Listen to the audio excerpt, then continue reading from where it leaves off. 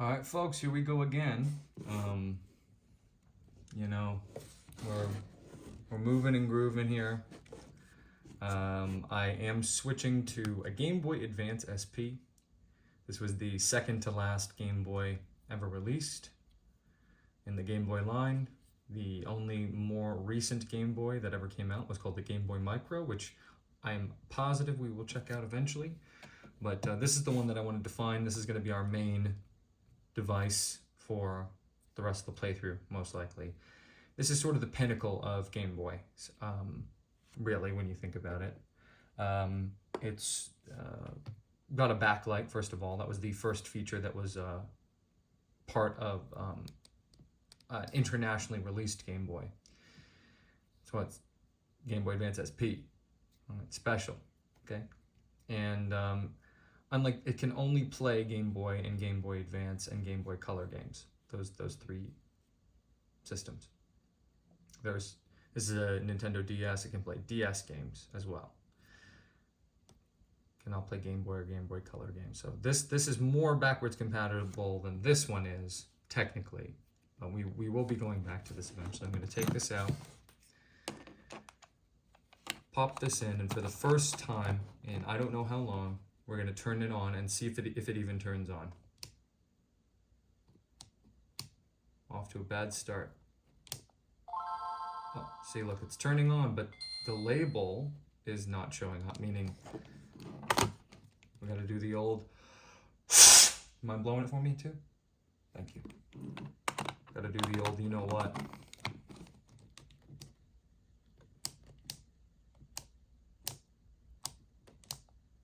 There we go. Oh, taking a nap.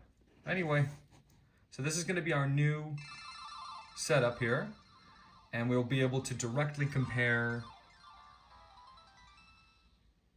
the intro on this screen as compared to the screen that we watched on the DS.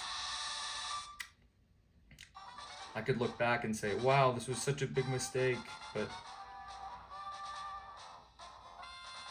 our hand has kind of been forced here. This is where we're at with everything right now, because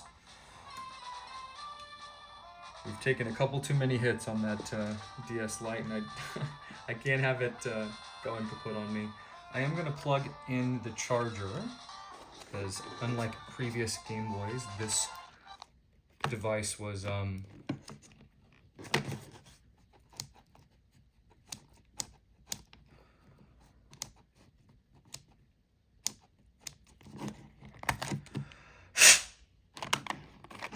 unlike other Game Boys, this device was chargeable. It had charging power. So you were able to get a charge there.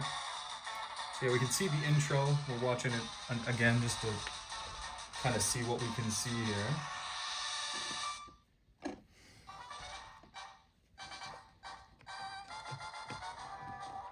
And the sound, we can hear see if it's the same or different or whatever. We'll hit start. Let's see what the playback shows us. It's still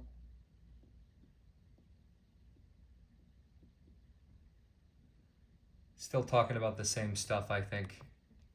What's the next one? Yeah, we got the dome fossil. Bought more stuff. We exited. But then we actually exited.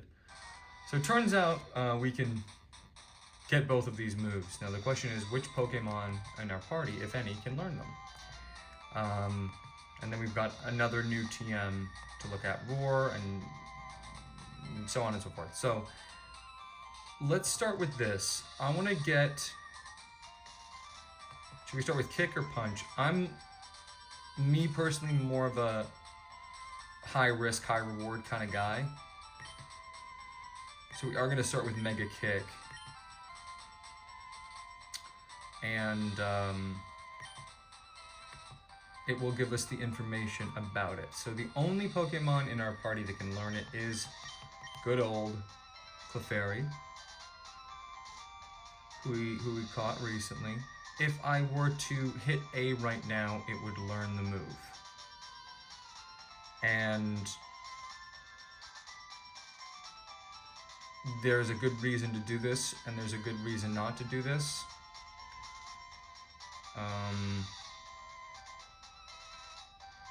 We're gonna do it. And we're gonna delete one of its moves. We'll see which move is the least helpful. It's 100% Growl. We don't need Growl pretty much for any encounter. So we're gonna get rid of it for now. Poof. Yes, our cute little Clefairy, Iris, our magical Pixie. And we're gonna see if anyone can learn Mega Punch here. I think you guys can see where this is going. We're going to teach it to Clefairy as well. And we're going to replace Pound with it. Which is only 40 power and 100, whereas Mega Kick is 120, but it's 75 accuracy. And then Mega Punch is 80 power, 85 accuracy.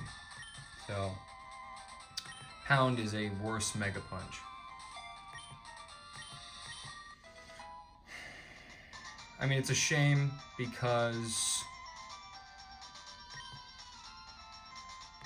you know, we're now committing to this. We've done this now, and there's no going back. And speaking of not going back, I have some interesting news to share with you guys, and that is something that I've been keeping from you all for a minute. And that is this ledge, or this ledge down here. The game doesn't tell you this at all, but once you hop down this ledge,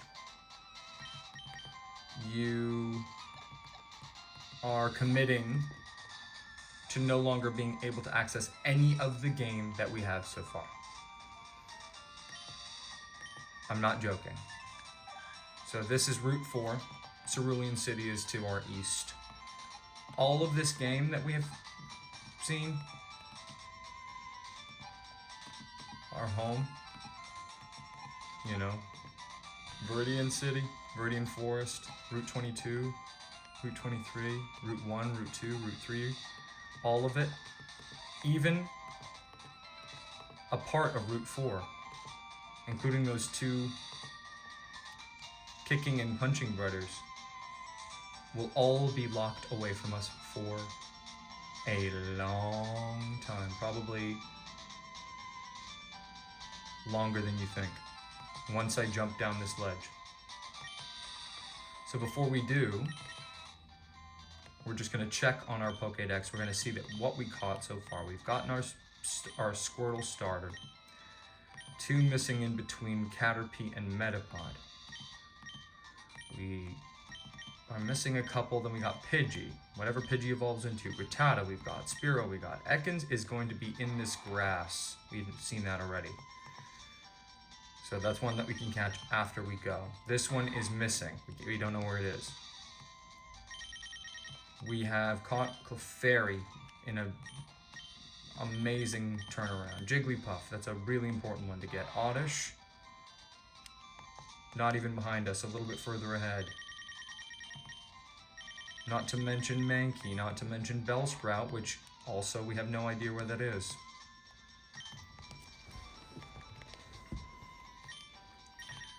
Dude, we got. Magnemite we know is further ahead. Around the same area that we're finding Onyx. Sort of the same area. Then we have this new Pokemon, Grimer. It's in those 2 hotspots, wherever those are. What else do we got here? Voltorb. Same area as Magnemite. And we got Coughing, who we need this Pokemon. So cool. I guess they're around the same area as Grimer and Coughing. So that's it, guys. This is us testing out the new look. This is how we're gonna be playing from now on, so you know, I want to hear what you guys have to say. Let me know. Let me know